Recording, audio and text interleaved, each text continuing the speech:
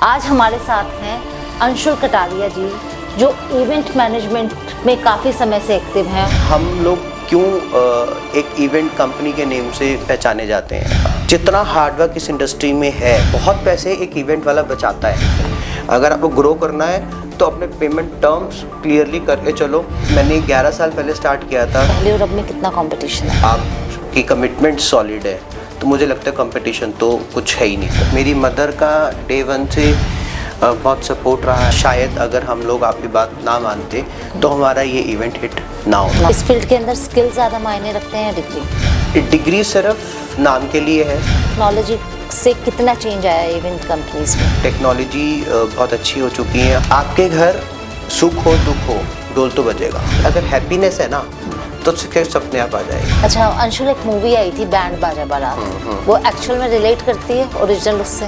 उस मूवी को देख के बहुत से यूथ इंस्पायर्ड हुए थे।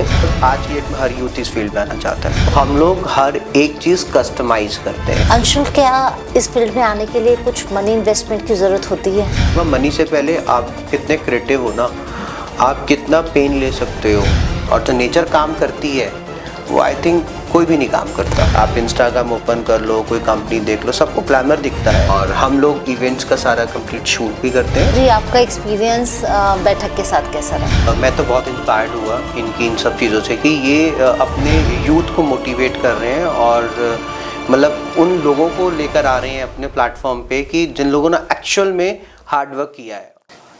नमस्कार, आप हैं बैठक कुछ बातें तारा के साथ। आज हमारे साथ हैं अंशुल कटारिया जी, जो इवेंट मैनेजमेंट में काफ़ी समय से एक्टिव हैं और अपनी सक्सेसफुल कंपनी चला रहे हैं।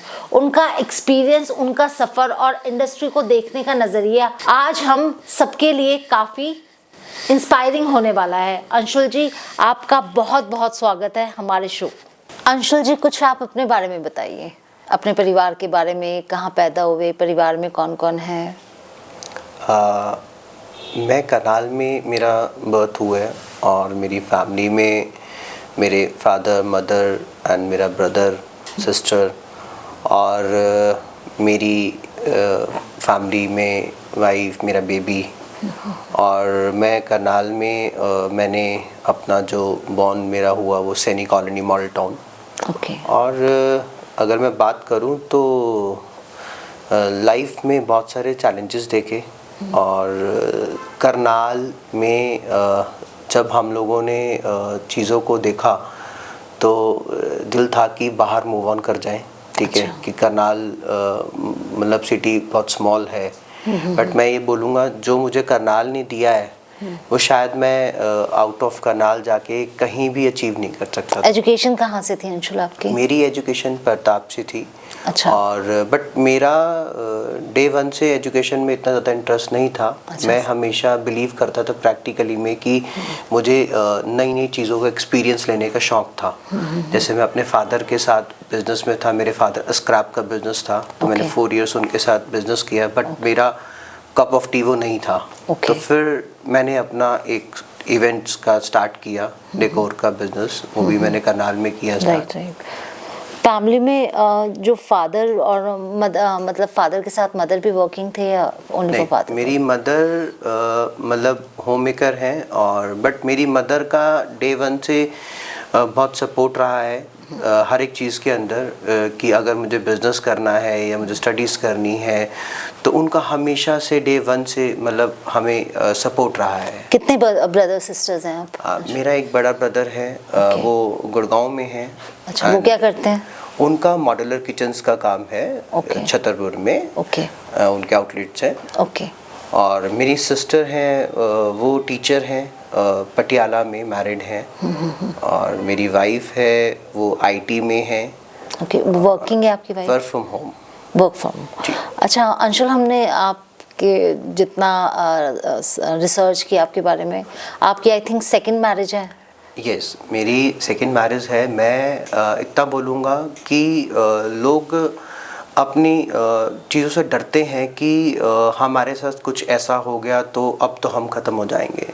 मैं ये बोलूँगा कि नहीं, आप आगे चलो और मतलब अपने आप नेचर आपके साथ चलती है, और जो नेचर काम करती है वो आई थिंक कोई भी नहीं काम करता। आप कुछ शेयर करना चाहेंगे अपने उस लाइफ के? मैं शेयर ये करूँगा कि मेरी लाइफ में आज से 2 साल पहले बहुत बड़ा एक प्रॉब्लम आया था पर्सनल लाइफ को लेके, मैरिज लाइफ को लेके, और मुझे लग रहा था कि अब सब कुछ ख़त्म हो चुका है और मैं इवन सुसाइड तक भी प्लान कर चुका था।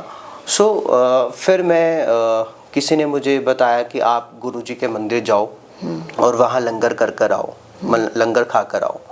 तो जैसे मैं वहाँ गया और इमीडिएट मुझे लगता है कि विद इन वीक मेरे लिए एक रिश्ता आया सहारनपुर से। और जैसे वो रिश्ता आया तो वो मेरी वाइफ जो हैं वो भी गुरुजी के फॉलोअर हैं। अच्छा। तो उसके बाद जो मेरी लाइफ में चेंजेस आई, मतलब जैसे ही मेरी मैरिज हुई, मतलब 1 ईयर में ही मेरा बेबी आ गया, 10 मंथ्स का है। और बेबी के आने के बाद बहुत सारी चेंजेस आ गई लाइफ के अंदर, और जो मैंने अचीव किया है अब शायद मैं कभी वो चीज़ अचीव कर ही नहीं सकता। तो मैं इतना बोलूँगा कि आप लोग आगे चलो, मतलब आप लोग डरते हो लाइफ से कि ऐसा हो गया तो अब क्या होगा, बट मैं एक चीज़ बोलूँगा कि आपको कभी रुकना नहीं चाहिए, आपको आगे चलना चाहिए। आपको ऐसा लगा कि जो आपका प्रीवियस रिलेशनशिप था उसकी वजह से आपकी लाइफ में बहुत सारे डाउनफॉल आए थे? बहुत सारे डाउनफॉल आए जो उस चीज़ के कारण मेरे पर्सनल लाइफ में भी इफेक्ट हुआ और करियर पे भी हुआ। और दूसरा सबसे बड़ी बात क्या होती है कि जिस सोसाइटी में आज हम रहते हैं, प्रॉब्लम क्या है सोसाइटी का, वो ये एक ऐसा टैग दे देते हैं कि ये तो बहुत बेकार इंसान है, ठीक है। वो लोग जो सोसाइटी है वो आपको बहुत डिमोटिवेट करती है। आपको ऐसा लगता है कि जब किसी इस तरह के रिलेशनशिप की प्रॉब्लम होती है तो ज़्यादातर ब्लेम मेल को मिलता है? मुझे इतना पता है कि बहुत अच्छे से मैं ये बोलूँगा कि हमारी इस सोसाइटी में सबसे ज़्यादा ब्लेमिंग ही एक मेल को मिलती है। और सिर्फ मुझे ये विश्वास था, मेरे पेरेंट्स ने एक बात बोली थी कि हमें इस चीज़ को लेके जहाँ भी जो चीज़ करनी है, आप लॉयल्टी से जो भी बोलना है क्लियरली बोलो हर जगह। मतलब आप अगर सच्चे हो तो आपको आगे सपोर्ट मिलेगा ही मिलेगा 100%। लेकिन वो वाला फेज हमने, क्योंकि हम ऑलमोस्ट कितने साल से एक दूसरे को फॉलो करते हैं, तो 8-9 इयर्स हो गए। तो बीच में ऐसा वो आया था कि ना काम दिखता था आपका ना आप दिखते थे, तो क्या वो वही वाला फेज था सारा का सारा? हाँ बिल्कुल ऐसा ही था, क्योंकि मुझे हर वीकेंड पे दिल्ली जाना पड़ता था। मेरी मैरिज तो करनाल में हुई थी, बट मुझे मतलब दिल्ली बुलाया जाता था बार बार। तो मैंने बहुत अच्छे से जितना भी लीगली लेवल पे अच्छे से सपोर्ट किया कि कहीं भी मैं पीछे नहीं हटूंगा, कोई भी मुझसे कुछ भी क्वेश्चनिंग करेगा। बट बहुत से ऐसे करनाल के लोग हैं जिन्होंने मुझे सपोर्ट किया, वो मेरे इवन क्लाइंट्स हैं। इवन मतलब मैं ये बात बोलूँगा कि जहाँ मैं काम करता हूँ, जितने मैं वेन्यूज़ के साथ काम करता हूँ, उन वेन्यूज़ की भी मैं तारीफ़ करूँगा। जहाँ जहाँ जो भी मेरी इंक्वायरीज हुई तो उन लोगों ने बहुत पॉजिटिव और बहुत अच्छा बोला, इसीलिए मैं आज यहाँ पे बैठा हूँ और मैं अपनी लाइफ में बहुत आज अच्छे लेवल पे हूँ। तो गुरुजी के साथ आपकी अब तक की जर्नी के बारे में बताइए। गुरुजी के साथ जर्नी तो ये है कि मतलब उनका तो चमत्कार है। मतलब मैं ये चीज़ बोलूँगा कि आप उनको याद करो या ना करो, बस आप मतलब मन में रखो उनको, और वो आपके साथ हर अचीवमेंट पे, हर लेवल पे आपके साथ है। बट आपको एक बार ही विश्वास तो बनाना पड़ेगा, उनको फॉलो तो करना पड़ेगा, एक बार तो समझना पड़ेगा। मुझे हमेशा से ऐसा लगता है कि जब गुरुजी आपको अपनी तरफ खींचना चाहते हैं तो आपकी कोई ऐसी परेशानी हल कर देते हैं जिसके बाद आप की जो आस्था है उन पे वो कई गुना हो जाती है। ऐसा है अंशुल आपके साथ? ऐसा ही है। मतलब मैं ये समझता था गुरुज को कि यार ये बाबाज लोग क्या, इनके उसमें मुझे जाना है नहीं जाना, क्योंकि जो मेरी फर्स्ट मैरिज का वो था तो वो भी मैं कहीं किसी संस्था से जुड़ा हुआ था, तो मेरा विश्वास इन सब चीज़ों से उठ गया था। बट सिर्फ मुझे किसी ने ये बोला था कि आप जाओ बड़े मंदिर लंगर कर आओ, और बस इतना ही करना है। मैं सिर्फ लंगर करने गया था, और उसके बाद मतलब मुझे पता मेरी लाइफ में क्या चेंजेस आई। मेरी वाइफ, मुझे बाद में पता चला कि मेरी वाइफ गुरुजी को फॉलो करती है जब मेरा रिश्ता हो गया। तो मैं ये बोलूँगा ये चमत्कार ही है।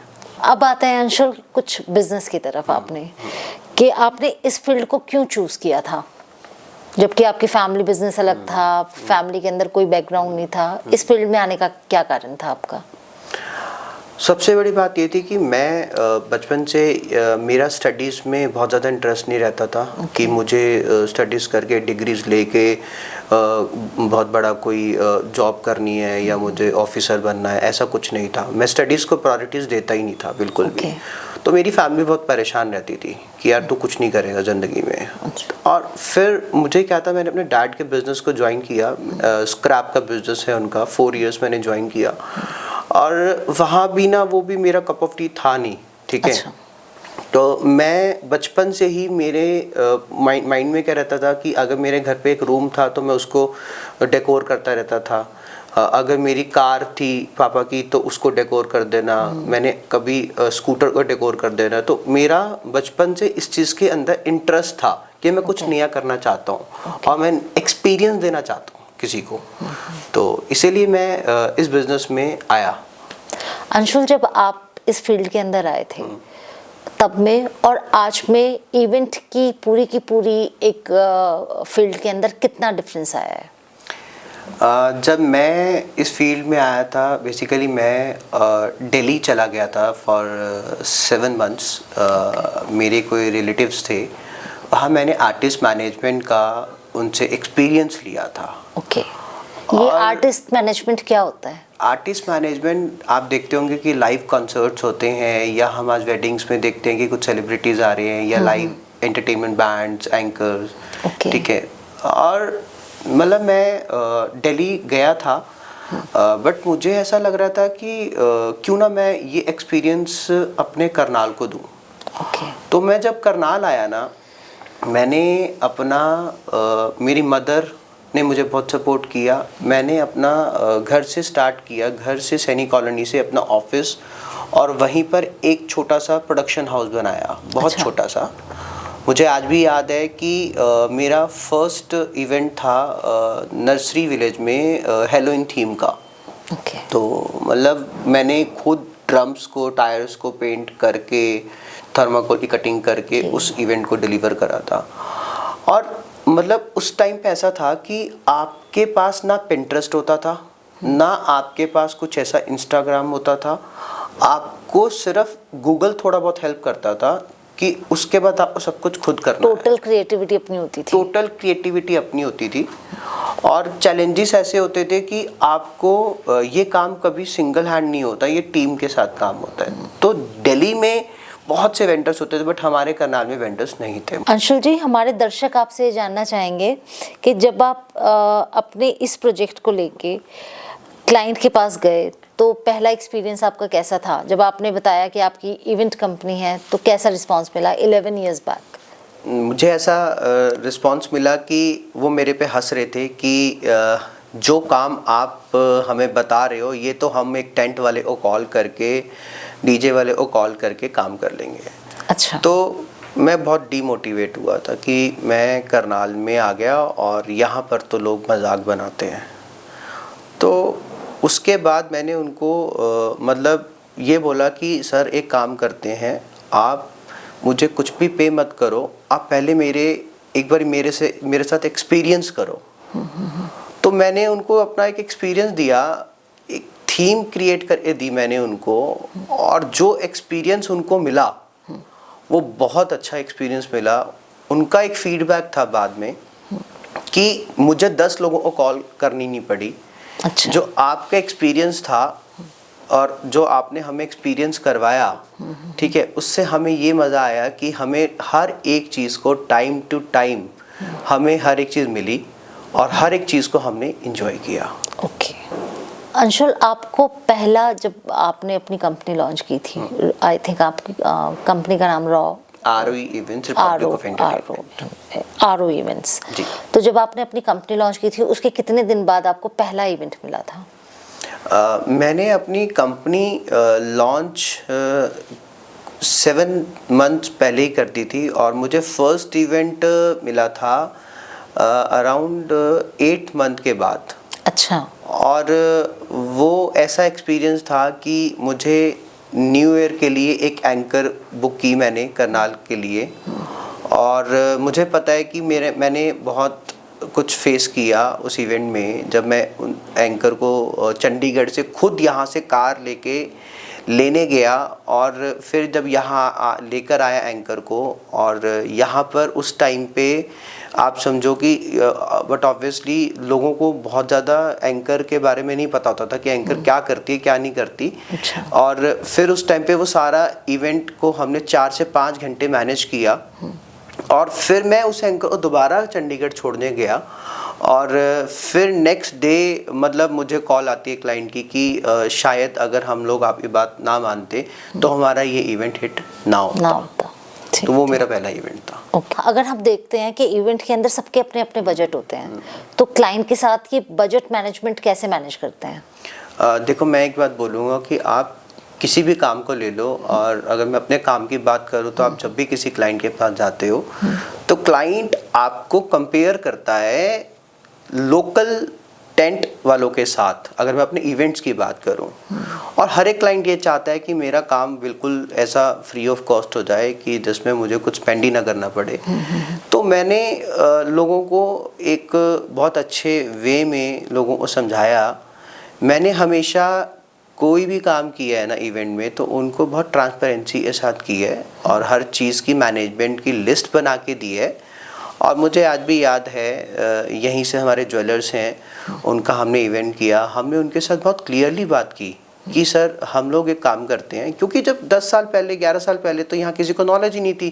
भी लोग टेंट वालों को कॉल करते थे या हलवाई को कॉल कर देते थे कि भी काम हो जाएगा, एक डीजे वाले को बोल दे काम हो जाएगा। बट जब उन क्लाइंट ने हमारे साथ काम किया तो हम लोगों ने फर्स्ट तो ये नेम को चेंज किया कि हम लोग टेंट वाले नहीं हैं, हम लोग थीम डेकोरेटर्स हैं। हम लोग आपकी थीम को फॉलो करेंगे, अगर हम लोग थीम आपको बोल रहे हैं तो कम्प्लीटली थीम के अंदर चलेंगे। फिर उसके बाद हलवाई की बात आती है, तो हमने उनको बोला कि आप पहले इस वर्ड को चेंज करो, केटरिंग का नाम हम लोगों ने उसको दिया। और उसके बाद हम लोगों ने क्या किया कि हर एक मतलब डिफरेंट सिटीज़ से वेंडर्स को लेकर आए। अम्बाला की जैसे चाट वहाँ से लेकर आए, बाबूराम की कुल्फ़ी दिल्ली से लेकर आए।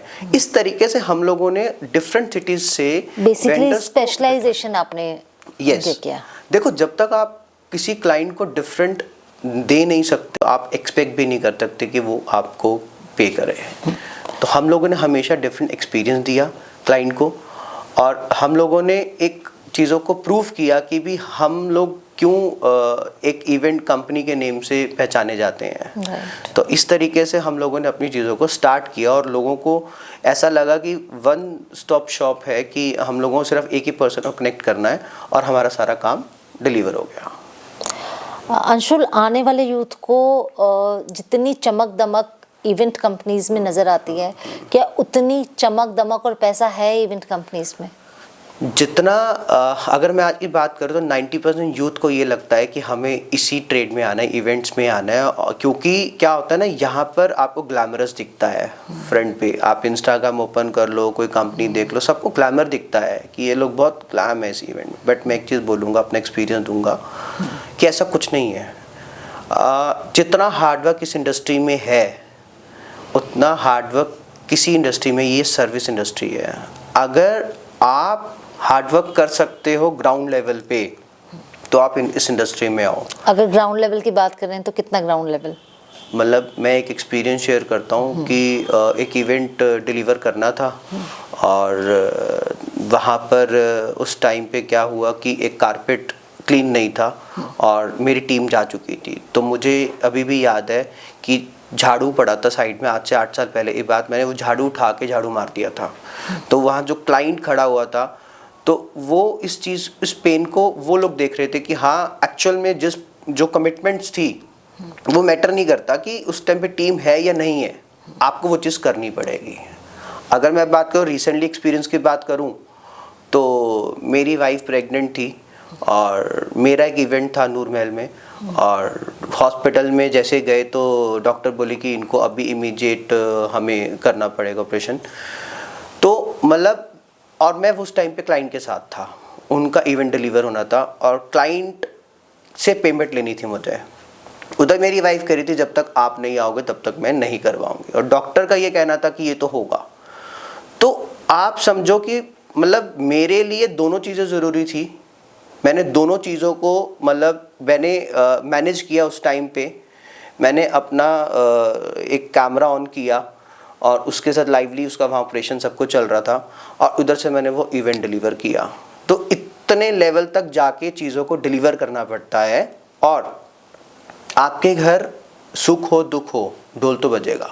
मेरे चाचा जी एक्सपायर हुए थे और नूर महल में इवेंट था अगेन, और मतलब मैं रो रहा था कि शायद मतलब मैं किस फील्ड में आ गया, बट उस टाइम पे मतलब मुझे वो इवेंट डिलीवर करना बहुत ज़रूरी था। तो वो मतलब ये वो चीज़ें हैं जो किसी को दिखती नहीं है। आपका कहना है कि जैसे बोला जाता है ना, शो मस्ट गो ऑन, कि कुछ है नहीं है, आपने अगर कमिटमेंट कर दी तो वो आपको निभानी पड़ेगी। हाँ, ये इस फील्ड का सबसे पहला पॉइंट ही है, बिकॉज आज की डेट में हर यूथ इस फील्ड में आना चाहता है और मैं बोलता हूँ कि आना चाहिए। बहुत अच्छी फील्ड है अगर आप चैलेंजेस को फेस कर सकते हो और एक्सेप्ट कर सकते हो। अंशुल जी, वेंडर मैनेजमेंट कैसे हैंडल करते हैं इस फील्ड के अंदर? वेंडर मैनेजमेंट की बात करूं तो सबसे पहले हम लोग डेट डिसाइड करते हैं। डेट डिसाइड करने के बाद हम लोग क्लाइंट से उनका एक बजट लेते हैं ओवरऑल। ओके। ओवरऑल बजट लेने के बाद हम लोग उनको उनकी चॉइस को समझते हैं कि उनको किस चॉइस में इवेंट करना है, किस प्रॉपर्टी, किस लोकेशन पे उनको काम करना है। और देन उसके बाद हमारी वेंडर मैनेजमेंट स्टार्ट हो जाती है।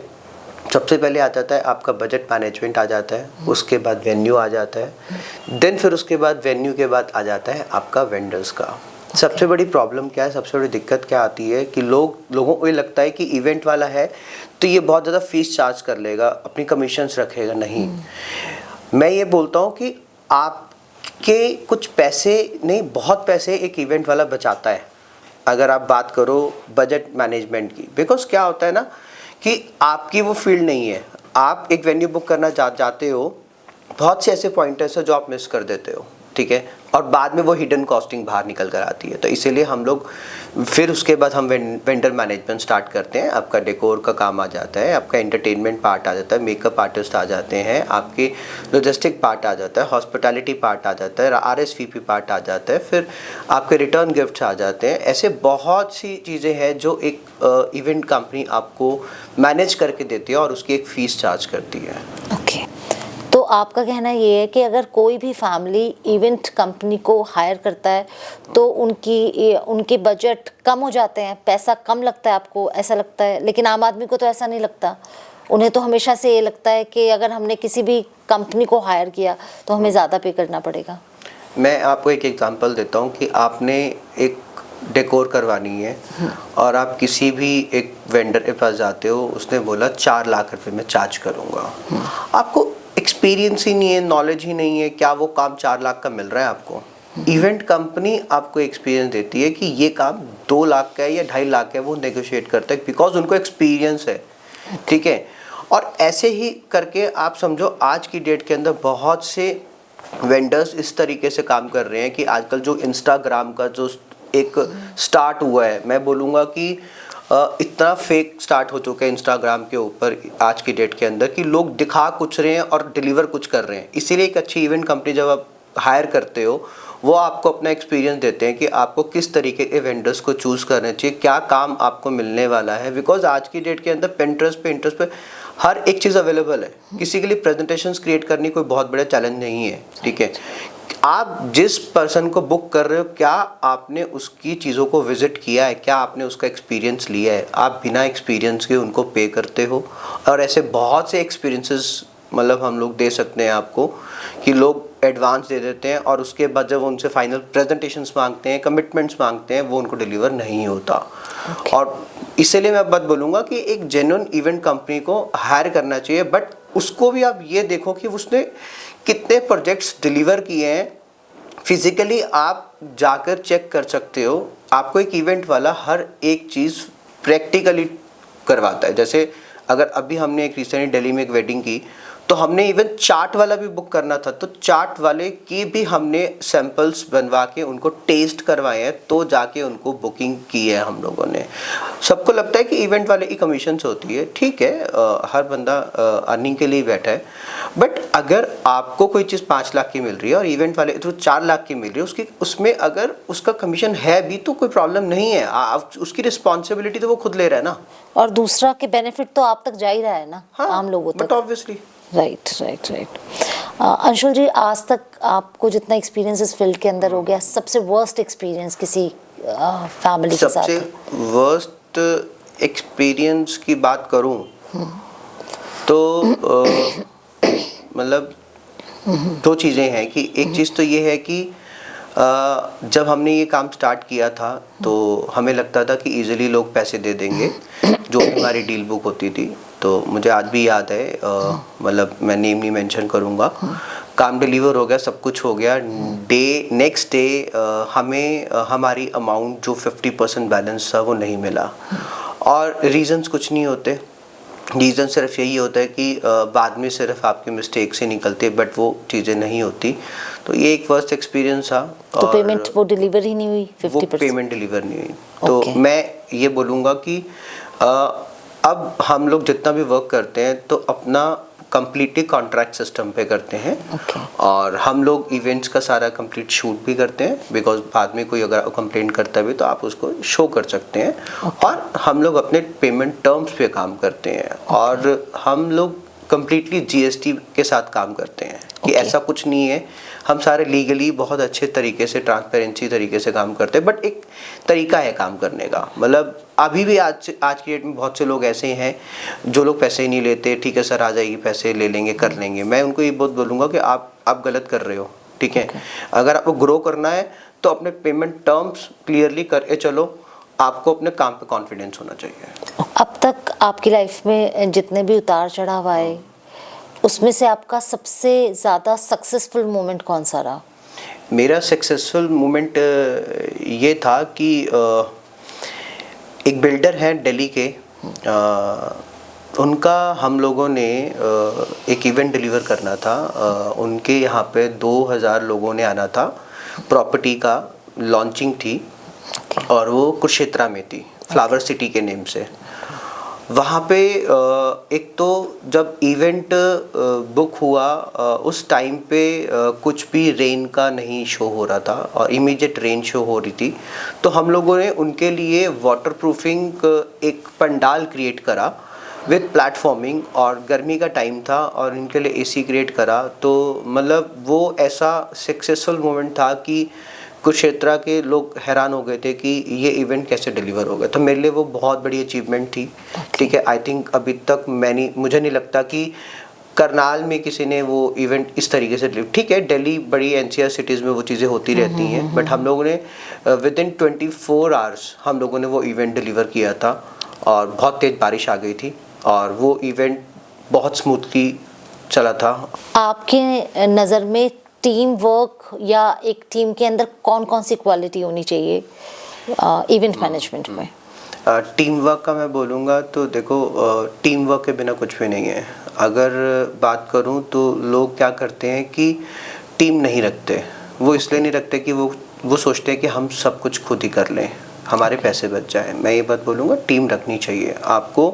टीम की जो अच्छी क्वालिटीज़ हैं वो ये होनी चाहिए कि एक तो कभी भी नो वर्ड तो होना ही नहीं चाहिए किसी चीज़ के अंदर। और जो चीज़ आप खुद क्वालिटी आप डिलीवर कर रहे हो, उनको पता होना चाहिए कि आप क्या क्वालिटी बेस पे काम करने वाले हो। और मुझे ऐसा लगता है कि अच्छी टीम का साथ होना बहुत ज़रूरी है, तभी आप एक काम डिलीवर कर सकते हो। बट अगर लीडर अच्छा नहीं है तो फिर वो टीम भी किसी काम की नहीं है। राइट। तो वो आपके ऊपर डिपेंड करता है अपनी टीम को कितना आप ब्रीफिंग करते हो, किस तरीके से उनको मैनेज करे चलते हो। आपने अब तक जो आपने जर्नी अपनी जी है अंशुल, उसमें पहले और अब में कितना कंपटीशन है इस फील्ड में? मैं बोलूँगा कि अगर कंपटीशन की बात बोलूँ तो कंपटीशन कभी भी नहीं होता अगर आप कुछ डिफरेंट डिलीवर करना चाहते हो। और कंपटीशन की बात करो तो ये तो देखो हर बिजनेस में एवरी डे कंपटीशन बढ़ता है, कम नहीं होता, ठीक है।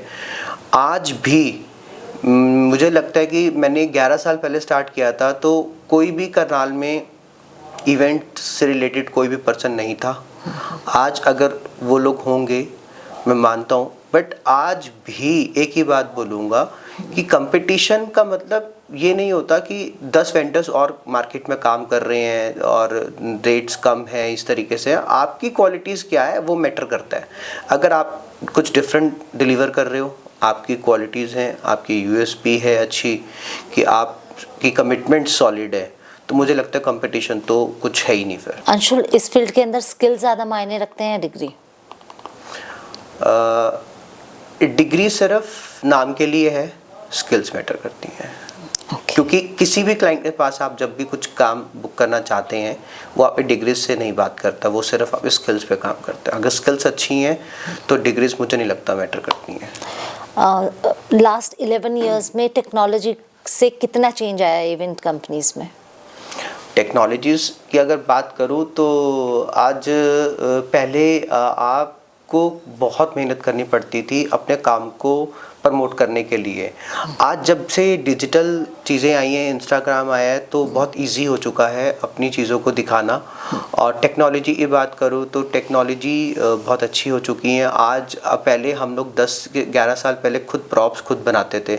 आज ऐसी ऐसी कंपनीज आ चुकी हैं, आप उनको डिज़ाइन शेयर करो और आपको रेडीमेड करके सब कुछ मिल जाएगा। आज चाइना से ही बहुत कुछ आ रहा है जैसे, ठीक है। और दिल्ली में भी बहुत सी फैक्ट्रीज हैं, बॉम्बे में भी हैं। तो पहले से आज की बात करूँ तो काम करना इजी है, बट अगेन मतलब क्रिएटिविटी होनी बहुत ज़रूरी है। Okay Anshul, your biggest strength? Family. Okay, मतलब फैमिली के बिना कुछ भी नहीं है। Your biggest fear?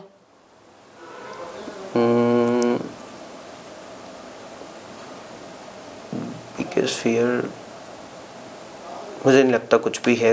Okay, work और पर्सनल लाइफ में से आपके लिए कौन सी लाइफ ज़्यादा इम्पोर्टेंट है? बोथ, बट अगर मैं बात करूँ वर्क लाइफ, अगर आपकी देखो वर्क लाइफ भी होनी बहुत ज़रूरी है, पर्सनल लाइफ होनी बहुत ज़रूरी है। अगर बैलेंस होना बहुत ज़रूरी है। अगर वर्क लाइफ नहीं होगी तो आप एक अच्छी अपनी लाइफस्टाइल नहीं जी सकते, ठीक है। और एक अच्छा लाइफस्टाइल ही नहीं होगा तो वो पर्सनल लाइफ क्यों होगी। तो दोनों मुझे लगता है कि बैलेंस करके चलना चाहिए, वो ज़्यादा बेटर है। सक्सेस या हैप्पीनेस? आई थिंक ये क्वेश्चन कुछ ऐसा है कि अगर सक्सेस भी नहीं होगी तो भी मज़ा नहीं आएगा, हैप्पीनेस नहीं होगी तो भी मज़ा नहीं आएगा। बट मुझे ऐसा लगता है कि अगर हैप्पीनेस है ना तो सक्सेस अपने आप आ जाएगी। तो हैप्पीनेस ज़्यादा हैप्पीनेस बहुत ज़रूरी है, बहुत ज़रूरी है। ओके अंशुल, कॉर्पोरेट इवेंट्स और वेडिंग इवेंट्स में क्या फ़र्क होता है? कॉर्पोरेट इवेंट्स का देखो और वेडिंग इवेंट्स में दोनों में बहुत डिफरेंस है। अगेन दोनों इंडस्ट्रीज सर्विस इंडस्ट्रीज ही हैं, बट कॉर्पोरेट में क्या होता है कि आपको परफेक्शंस बहुत चाहिए। वेडिंग्स में क्या होता है लाइक कि हर एक चीज़ मेजरमेंट पे चलती है, हर एक चीज़ नंबर्स पे चलती है, हर एक चीज़ परफेक्शन पे चलती है। क्वालिटीज़ की बात करूँ तो वहाँ पर प्रेजेंटेशंस अगर दी जाती हैं तो उसके लिए क्या कुछ स्क्रीनिंग होती है। वेडिंग में जो चीज़ आप देखते हो कि वो बहुत डिफरेंट ट्रेडिशनल चीज़ों में वे में चलती है कि वहाँ पर आपको जो परफेक्शन चाहिए वो डिज़ाइनिंग में परफेक्शन चाहिए होती है, पर कॉर्पोरेट में जो परफेक्शन चाहिए होती है वो आपको मेजरमेंट्स में परफेक्शन चाहिए होती है। हर एक चीज़ का अपनी एक प्लेसमेंट कहाँ पे किस तरीके से होनी, टाइम मैनेजमेंट बहुत होती है कॉर्पोरेट में, जो मेन चीज़ें होती हैं। वेडिंग में आई थिंक ऊपर नीचे बहुत सारी चीज़ें ऊपर नीचे हो जाती हैं। अच्छा अंशुल, एक मूवी आई थी बैंड बाजा बारात, वो एक्चुअल में रिलेट करती है ओरिजिनल उससे? हाँ बिल्कुल रिलेट करती है, और उस मूवी को देख के बहुत से यूथ इंस्पायर्ड हुए थे कि हमें ये चीज़ करनी है, वहीं से ये कॉन्सेप्ट्स आए थे। अच्छा। ठीक है, तो मैं बोलूँगा कि हाँ वो रिलेट करती है, ऑब्वियसली रिलेट करती है। अंशुल की आरओ इवेंट्स और अदर्स जो वेंडर्स हैं या और जो कंपनीज हैं, उनमें क्या डिफरेंस है आज के टाइम में? मैं ये बात बोलूँगा कि उस पर डिफरेंस ये है कि हम जब भी किसी क्लाइंट से डील करते हैं बहुत क्लियरली डील करते हैं, ट्रांसपेरेंसी क्लियर करते हैं। हम लोग सबसे पहले उनका मतलब चॉइस को देखते हैं और हम लोग क्रिएटिविटी पे काम करते हैं, उनको एक्सपीरियंस देते हैं। हम लोग सिर्फ प्रेजेंटेशंस के साथ ही काम नहीं करते, हम सबसे पहले उनसे मीटिंग करते हैं, फिर प्रेजेंटेशंस को बनाते हैं और उसके बाद हमारा प्रोडक्शन हाउस है आशा फार्म्स बाय आरओ इवेंट्स। अच्छा, क्या है, कुछ बताइए इसके बारे में। मैम ये हरियाणा में फर्स्ट प्रोडक्शन हाउस मैं बोलूँगा।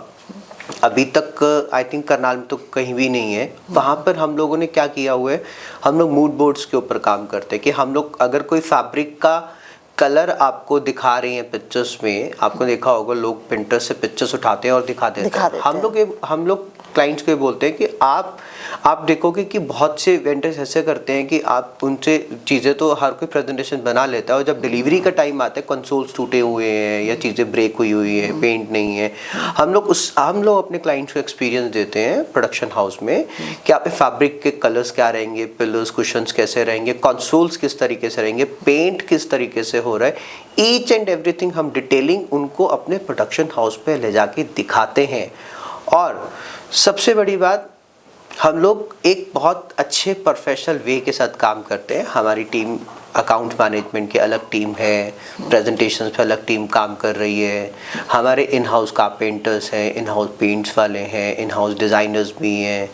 तो हम लोग हर एक चीज़ कस्टमाइज़ करते हैं। हम लोग कुछ भी कॉपी पेस्ट नहीं कर रहे, हम लोग टोटली कस्टमाइज पे काम करते हैं कि अगर आपको जैसी थीम चाहिए हम लोग आपको कस्टमाइज करके देते हैं। हम लोग किसी भी चीज़ के लिए नो नहीं बोलते। अंशुल, क्या इस फील्ड में आने के लिए कुछ मनी इन्वेस्टमेंट की ज़रूरत होती है? ऑब्वियसली मनी की ज़रूरत होती है, बट मैं एक चीज़ बोलूँगा, मनी से पहले आप कितने क्रिएटिव हो ना, आप कितना पेन ले सकते हो, और वो बहुत ज़रूरी है। मतलब मुझे नहीं लगता कि इस काम के लिए पैसे की ज़रूरत है। इस काम के लिए आप कितने क्रिएटिव हो, कितने लॉयल हो और कितना हार्ड वर्क कर सकते हो। और मनी तो देखो अपने आप अरेंज हो जाती है जब आप किसी चीज़ में ऐड करते हो, बट मैं मनी को इतना ज़्यादा नहीं बोलूँगा इस फील्ड में। ओके। अंशुल, कभी ऐसा हुआ है कि बैक टू बैक इवेंट्स हुए और सोए हुए 2 दिन हो गए हैं, 3 दिन हो गए हैं? ऑब्वियसली कई बार ऐसा होता है कि मुझे आज भी एक दिन याद है, दिसंबर का टाइम था और आज से 6 साल पहले की बात कर रहा हूँ। मेरे पास एक टाइम पे 5 से 6 इवेंट्स थे और मुझे पैनिक अटैक आया था और उस टाइम पे कोई पर्सन थे वो मुझे ले गए थे। तो उस टाइम पे मैंने उससे ये एक्सपीरियंस लिया था कि आपको उतना ही प्रोजेक्ट्स लेने चाहिए जितने आप डिलीवर कर सकते हो। दूसरा, मैं एक चीज़ और बोलूँगा कि स्ट्रेस की बात करूँ तो अगर आप उसको स्ट्रेस समझ के काम कर रहे हो तो स्ट्रेस है, अगर आपको फ्रीली मैनेज करके काम कर रहे हो तो कोई दिक्कत नहीं है। हाँ, 7 डेज 10 डेज हो जाते हैं जो हम लोग नहीं सोते। अच्छा। क्योंकि बैक टू बैक काम होते हैं, back to back events deliver करने होते हैं, तो आपको खुद उस चीज़ को, क्वालिटीज़ को देखना होता है।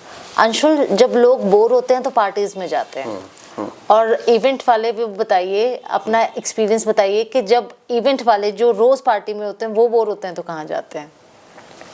देखो, जब हम इवेंट्स में होते हैं तो हम उन सब चीज़ों का एक्सपीरियंस कर रहे होते हैं जो लोग मतलब क्लब्स में जाके एक्सपीरियंस लेते हैं या कैफ़ेज़ में जाते हैं। ठीक है। मेरा मानना ये है कि जब मैं फ्री होता हूँ तो मैं मतलब अपनी खुद के ऊपर चीज़ों को वर्क करता हूँ, खुद की पॉलिशिंग करता हूँ और मैं अपनी फैमिली को टाइम देता हूँ। और दूसरा, मुझे लॉन्ग ड्राइव पे जाना बहुत अच्छा लगता है और मुझे गार्डनिंग करना बहुत अच्छा लगता है, बिकॉज इवेंट वालों को फिर थोड़ा सा पीस चाहिए ही होता है। ठीक है, तो उस तरीके से एवरी टाइम शोर शराबा और लोग, उसके बाद कुछ ब्रेक चाहिए होता है। अंशुल जी, आपका एक्सपीरियंस बैठक के साथ कैसा रहा? बैठक के साथ अगर मैं बात करूं तो मुझे 4-5 डेज़ पहले कॉल आती है तारा मैम की कि आपका एक पॉडकास्ट लेना है। मैं सच बोलूं तो मतलब इससे पहले बहुत सी एजेंसीज़ हैं जिनके साथ मेरी ऑलरेडी मीटिंग्स चल रही थी। दिल्ली में भी एक एजेंसी है, बट ना वो वहाँ पर्सनल टच नहीं था। जिस तरीके से उन्होंने कॉल की तो मुझे प्रोफेशनलिज्म ऐसा नहीं फील हुआ कि इन्होंने बहुत क्लियरली बोला कि आपके साथ पॉडकास्ट लेना है तो आप और कब समय कब देंगे? हाँ, समय कब मैंने देंगे, पूछा है ना? नहीं था, मैंने तो इस तरीके से इन्होंने बात करी, तो मैंने अपनी फैमिली में ये बात शेयर की और मुझे बहुत अच्छा लगा। कि मुझे अच्छा क्यों लगा, बिकॉज क्या है कि आज मुझे 10 से 11 साल हो चुके हैं काम करते हुए, और इनके चैनल के थ्रू मतलब मुझे ये अच्छा लग रहा है कि हम ये बता पा रहे हैं करनाल को या पूरा ओवरऑल जो भी हम लोगों को देख रहे हैं जहाँ से भी, कि हमारी सक्सेस स्टोरीज क्या है। बिकॉज क्या है ना कि बहुत से लोगों को पता ही नहीं होता कि आपकी स्टोरीज कहाँ से स्टार्ट हुई, किस तरीके से हुई। और मैं चाहता हूँ कि यहाँ से मैं तो बहुत इंस्पायर्ड हुआ इनकी इन सब चीज़ों से, कि ये अपने यूथ को मोटिवेट कर रहे हैं और मतलब उन लोगों को लेकर आ रहे हैं अपने प्लेटफॉर्म पे कि जिन लोगों ने एक्चुअल में हार्ड वर्क किया है, और इस चीज़ को आगे लेकर आना बहुत अच्छी बात होती है। और नहीं तो आज की डेट के अंदर बहुत से लोग ऐसे हैं जिनको कोई भी प्रमोट नहीं कर रहा। तो मैं तो ये बोलूँगा कि बहुत अच्छा प्लेटफॉर्म में आना चाहिए, बिकॉज जब तक आप अपना एक्सपीरियंस किसी से शेयर ही नहीं करोगे तो जो और यूथ आज की डेट में गलत चीज़ों में है वो यूथ को आना चाहिए आगे, ठीक है। तो ये वो काम कर रहे हैं कि मतलब आपके साथ इस तरीके से एक्सपीरियंस शेयर कर रहे हैं कि जो आई थिंक मुझे नहीं लगता अभी तक किसी ने ऐसे चीज़ें शेयर की हैं। तो मेरा एक्सपीरियंस तो बहुत अच्छा है। Thank you so much. Thank you so much. Thank you so much. Thank you.